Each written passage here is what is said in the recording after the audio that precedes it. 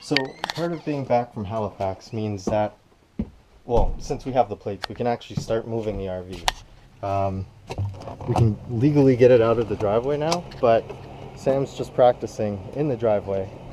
This is her first time driving. There she is. We've been backing it, well, back and forth a few times now.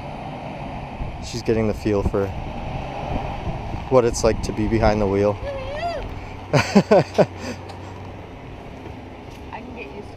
Yeah. So what's it like?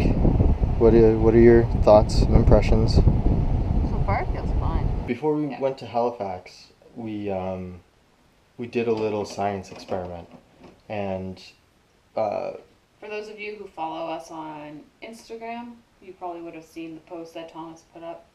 we took all the cabinet hinges, a lot of the hardware, and a lot of it was rusty and getting pretty grimy. So our science experiment was to put them all in Coke to remove the rust and the grime. Because before that, I spent a few hours trying to sand down all the rust, and I only got to 3 of them within like 2 hours or something.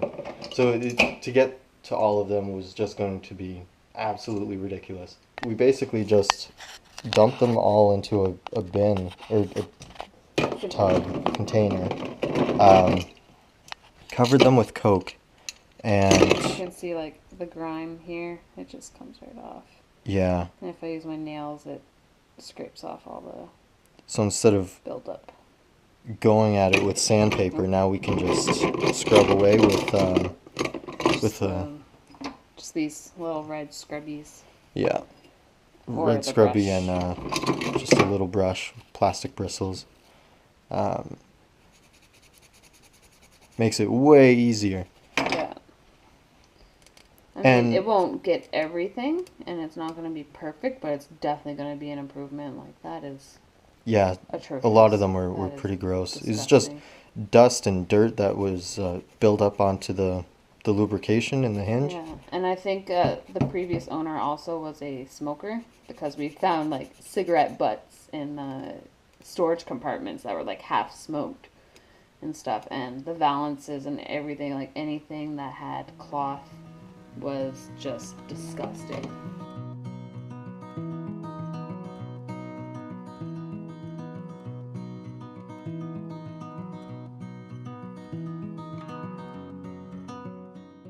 So another thing that we're tackling today, or going to try to tackle today, is taking up the toilet.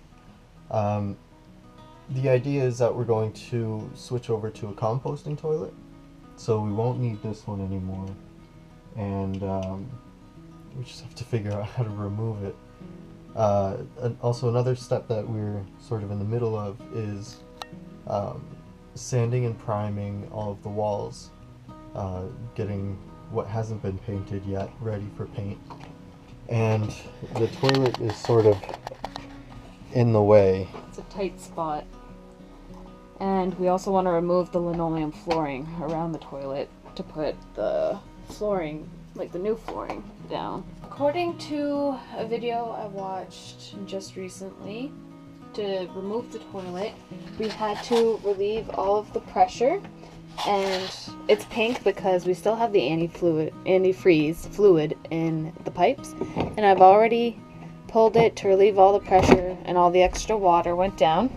Once that is done, go in here and get at the bolts here that hold it down. We aren't quite sure yet how to remove the pipe from the toilet. That's something we'll have to look at once we take it out, because all the toilets are different, so we couldn't find an exact video to tell us how to do it. The toilet was a bust.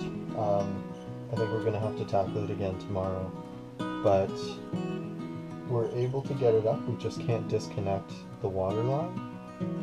There's a fastener, like an inline, I don't even know what the name for it is, but we can't twist the hose enough to unscrew it. to disconnect it. So we're going to try and find a bigger wrench or some kind of pipe wrench tomorrow at the hardware store, and that's pretty much the progress on the toilet.